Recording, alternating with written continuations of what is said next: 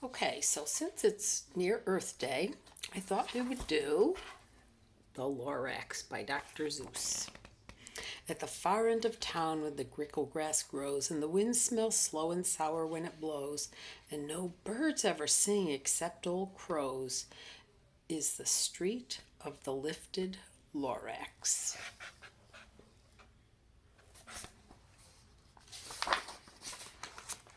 And deep in the grickle grass, some people say if you look deep enough, you can still see today where the Lorax once stood just as long as it could, but somebody lifted the Lorax away. What was the Lorax and why was it there and why was it lifted and taken somewhere? From the far end of town where the grickle grass grows, the old Onceler still lives here. Ask him, he knows. You won't see the Onceler. Don't knock at his door. He stays in his lurkum on top of his store.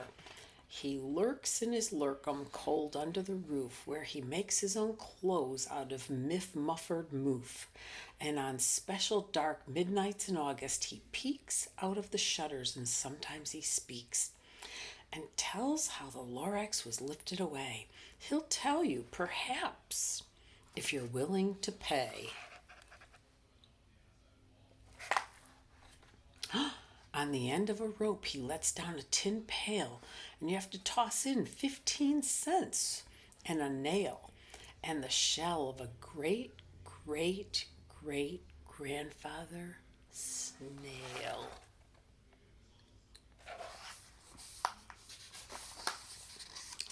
Then he pulls up the pail and makes a most careful count to see if you've given the right amount. Then he hides what you paid him away in his snoove, his secret, strange hole in his groovulous glove. Then he grunts, I will call you by whisper my phone, for the secrets I tell you are for your ears alone. Slup down slups the whisper my phone to your ear, and the Onceler's whispers are not very clear since they have to come down through a snurgly hose, and he sounds as if he had smallish bees up his nose. Now I'll tell you, he says with his teeth sounding gray, how the Lorax got lifted and taken away. It all started way back, such a long, long time back.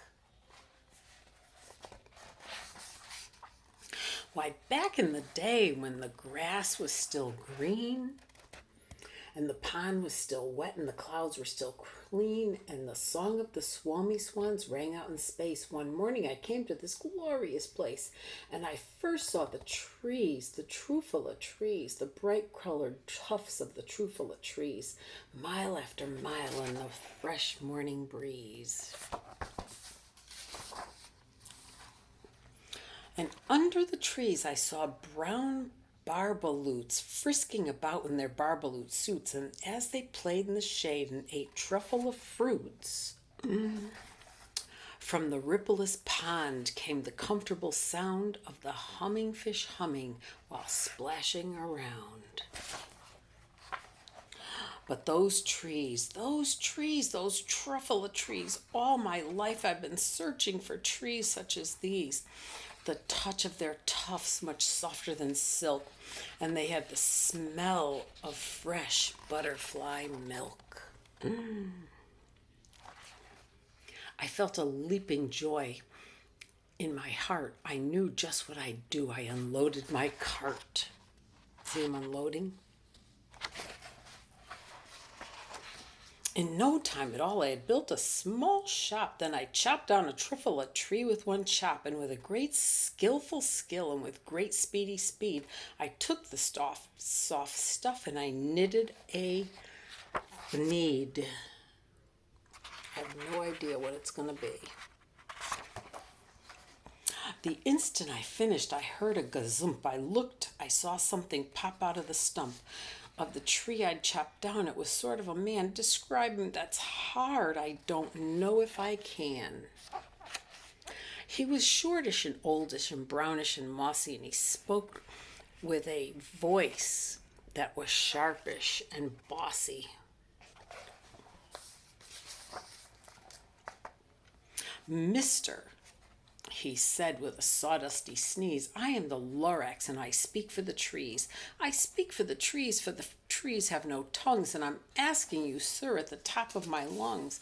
He was very upset as he shouted and puffed, what's that thing that you've made out of my truffula tuft? He's asking, what did they make?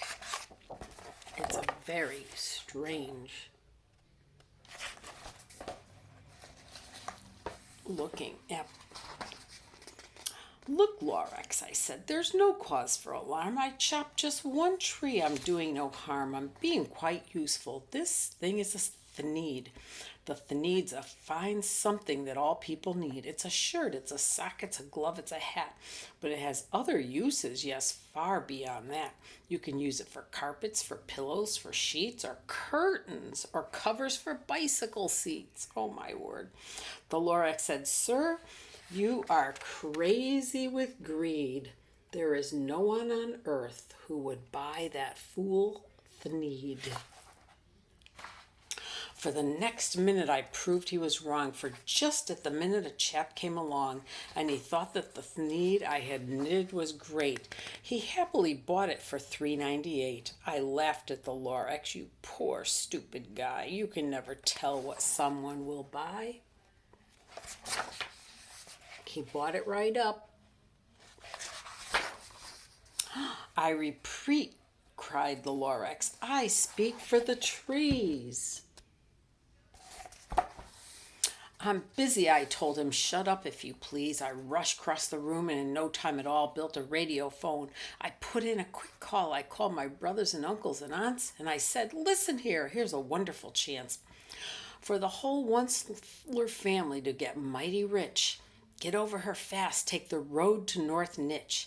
Turn left at Weehawken and sharp right at South Stitch. And in no time at all the factory was built. The whole Onceler family was working full tilt. We were knitting thneeds as busy as bees,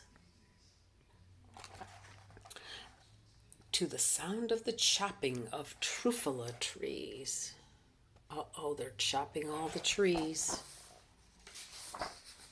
Then, baby, oh baby, how my business did grow. Now chopping one tree at a time was too slow. So quickly I invented a super X hacker which whacked off 4 truffula trees with one smacker. We were making thneeds 4 times as fast as before, and that Lorax, he didn't show up anymore. Look at him, they chopped him down quick. But the next week, can you see?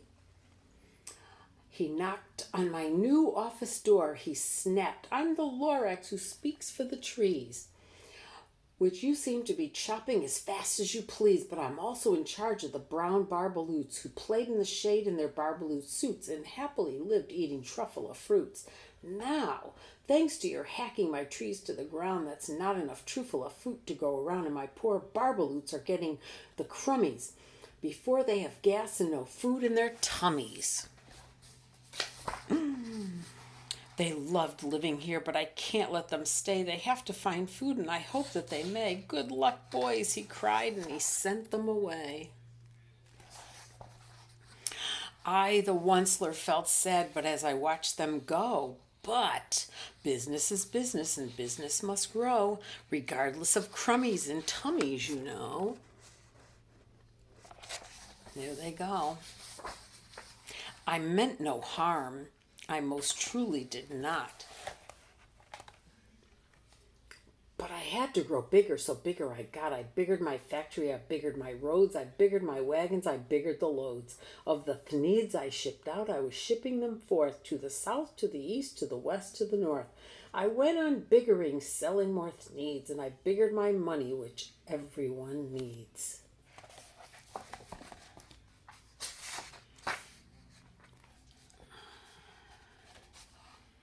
Then again he came back. I was fixing some pipes with that old nuisance lorax, came back with more gripes.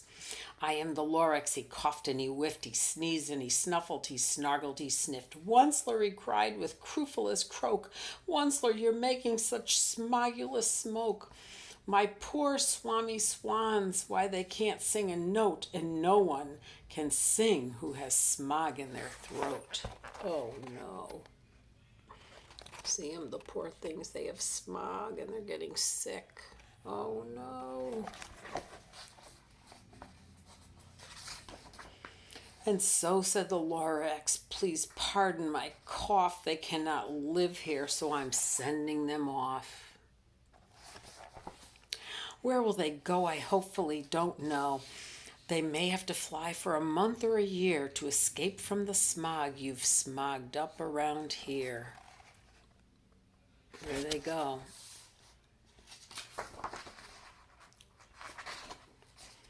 What's more, snapped the lorax, his dander was up. Let me say a few words about gluppity glup. Your machinery chugs on day and night without stop, making gluppity glup, also schloppity schlop. And what do you do with this leftover goo? I'll show you, you dirty old onceler man, you. Look at this mess he's making. Whoops. Making a big mess.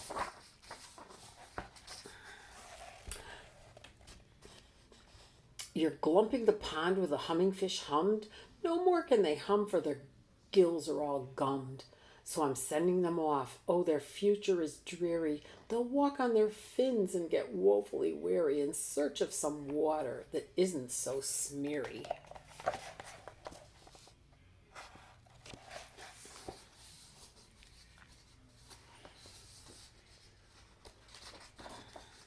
And then I got mad.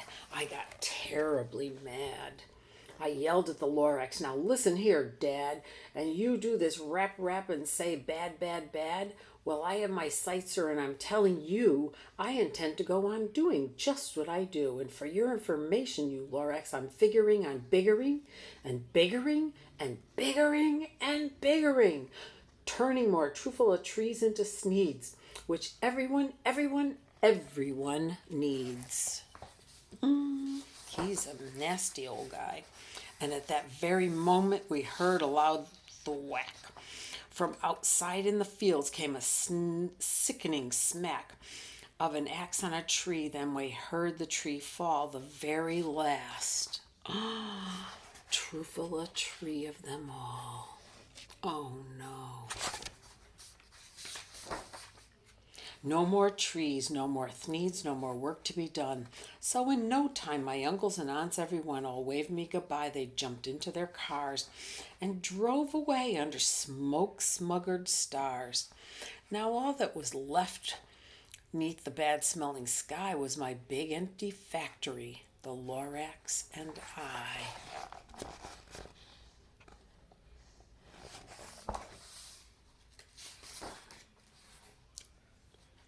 The lorax said nothing, just gave me a glance, just gave me a very sad backward glance. He lifted himself by the seat of his pants, and I'll never forget the grim look on his face when he hoisted himself and took leave of this place through a hole in the smog without leaving a trace. Wow, he propelled himself right up into the air and took off. He got right out of there.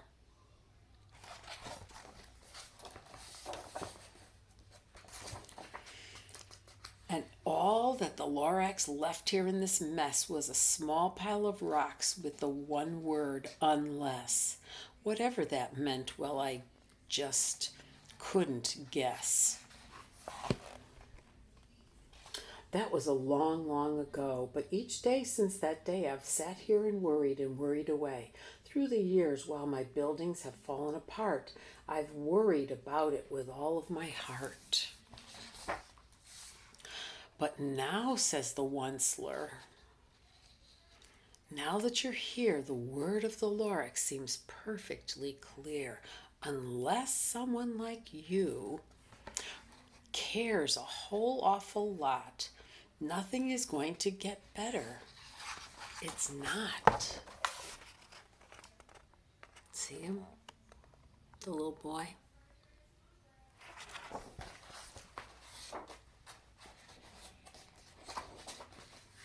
So,